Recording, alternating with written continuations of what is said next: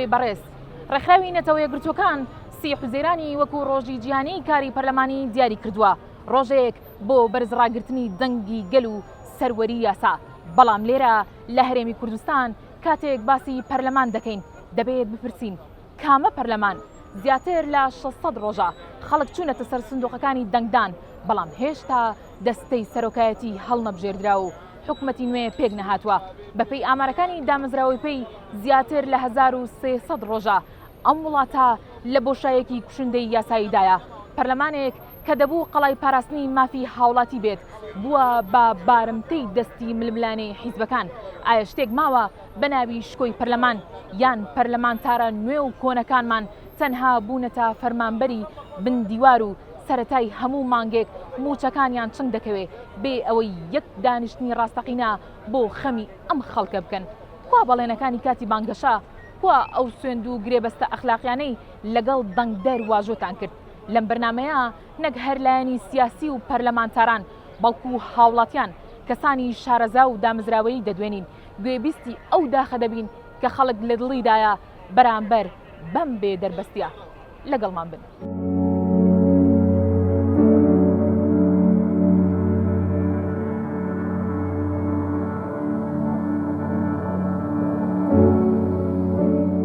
لە کاتی دەنگدان دەنگتدا؟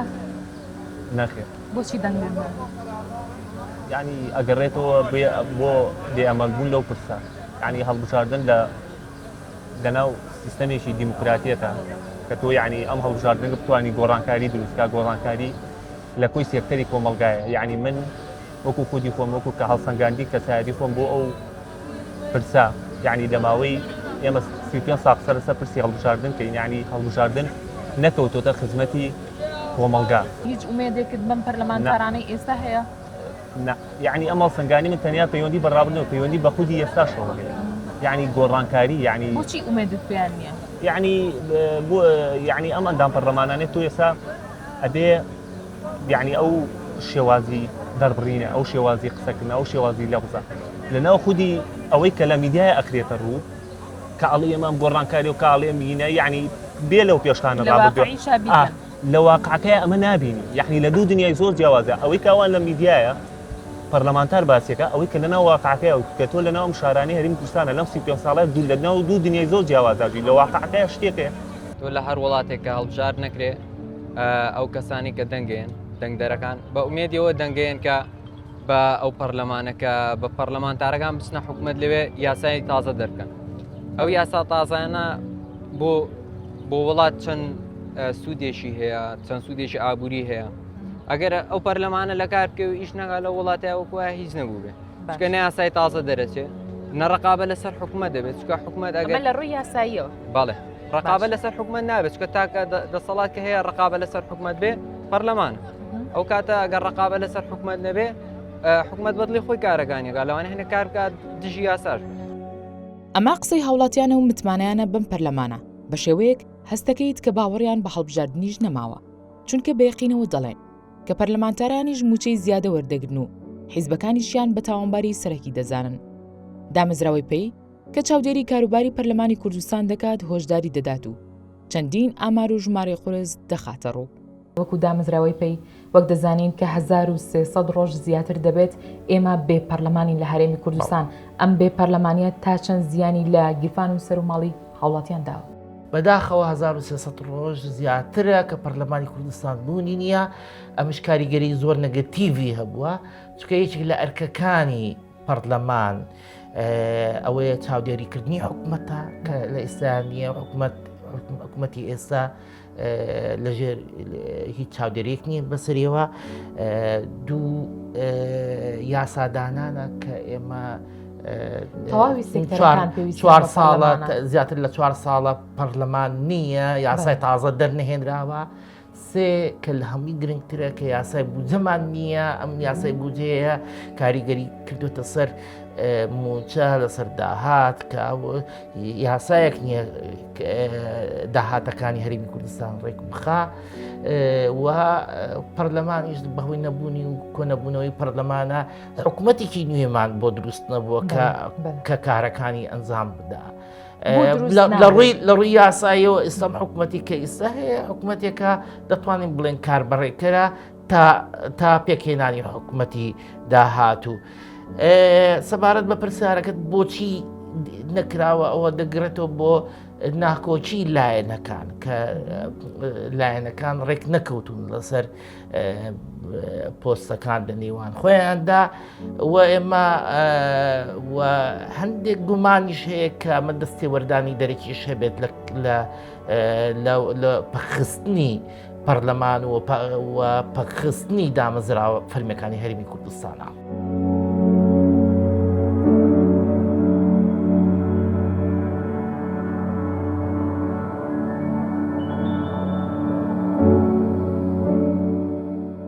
ڕاستیەک هەیە کە پێگەنانی هەموو حکومەتەکان لە ڕابردوودا دواکەوتووە بە شێوەیەک کابینەی چوارەم 264 ڕۆژ دواکەوتووە و کابینەی پێنجەم 283 ڕۆژ. کابینە دوای کابینەش ماوەکەی زیاتر بوو، بەڵام ئێستا کاری پەرلەمانیش ڕاگیراوە.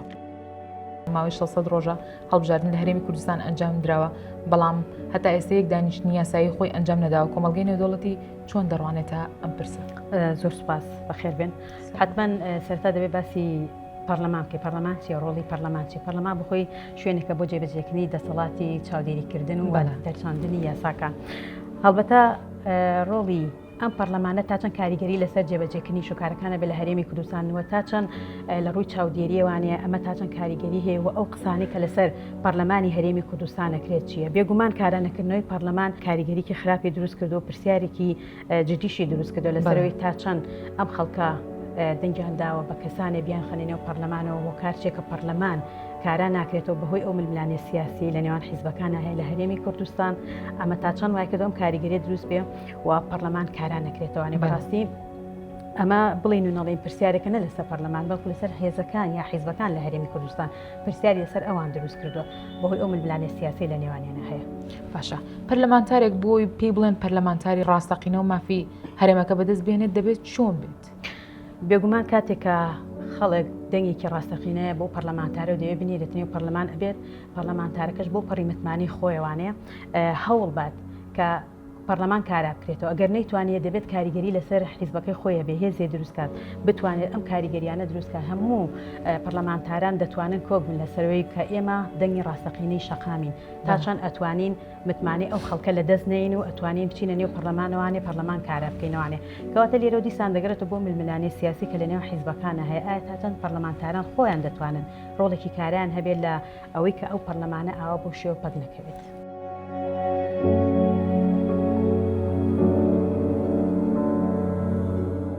موچەی پەرلەمانتارێک 8 ملیۆن و 83 هزار دینارە، بەکۆی گشتی مانگانە 808 ملیۆن دینار تەنها موچەکەیانە. ئەوە جگە لە هەر ئیمتیازێکی دیکە کە پێیان دەدرێت وەکو شوقە و پاسەوان و شۆفێر و چەندین شتی دیکە. وەکو دەزانین لە کاتی بانگەشەی هەڵبژاردندا چەندین بەڵێن بە خەڵک دەدرێت بە دەنگدەران دەدرێت لەلایەن ئەو کەسانی کە خۆیان کاندید کردو بۆ پەرلەمان. ئەو بەڵێنانە کوان لە ئێستا دەستیان لێهاتووە؟ بەناوی خۆی بەخشندەی مێرەبان بەداخەوە ئەو دۆخەی لە کوردستانە هەیە بەڕاستی لەو دی و خراپەوەیە، چونکە ئەگەر لایەنەکان ناکۆک بن لەسەر پێگەێنانی حکوومەت لەسەر پۆستەکان مەفروض وا بوو پەرلەمان کارابێ.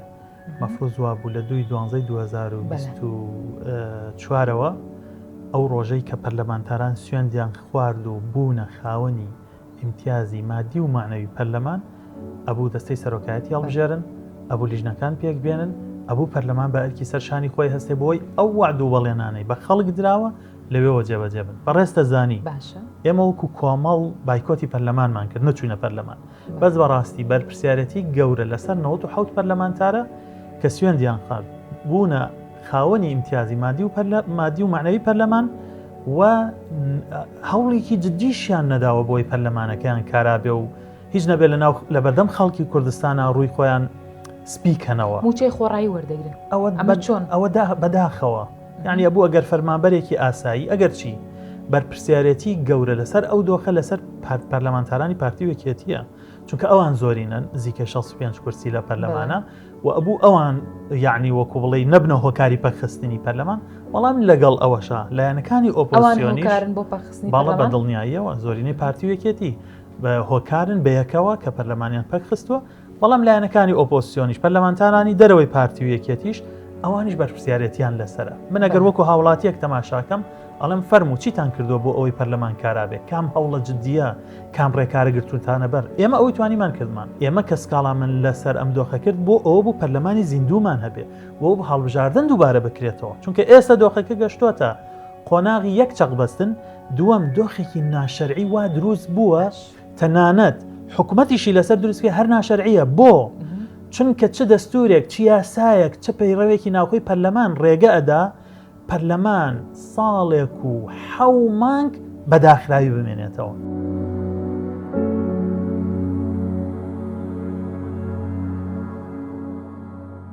ئەوەی ڕوونا کێشەی پەکەوتنی پەرلەمان و پێکنەهێنانی حکومەتی نوێ ڕاستەوخۆ یەکێتی و پارتی لی بەرپرسن، بەڵام بێدەنگی پەرلەمانتارانی دیکە و حیزبەکەیان بۆ تا خاڵێکی ئیحراجکەر بۆیان.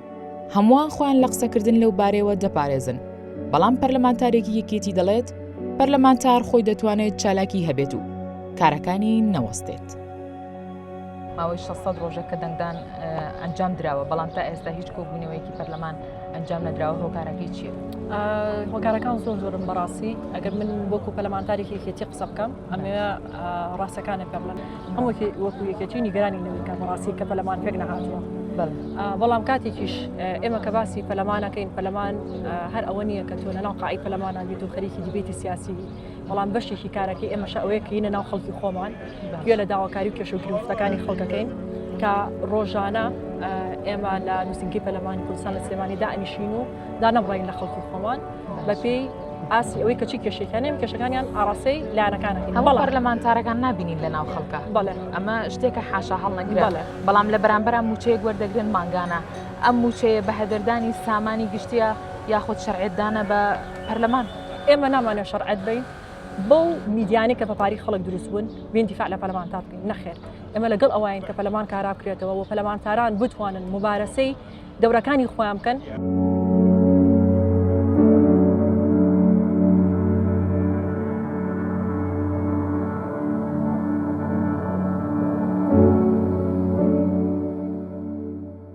ئەوەی لەم بەرنامەیەدا لە زاری خەڵک یاساناسان و ڕێکخراوەکانی وەکوپەی بیستمان یەک ڕاستی تاڵ دەسەلمێنێت. پەرلەمانی کوردستان لە دەستگایەکی نیشتیمانیەوە کراوەتە قوربانی بەرژەوەندی تەسکی حیزبی.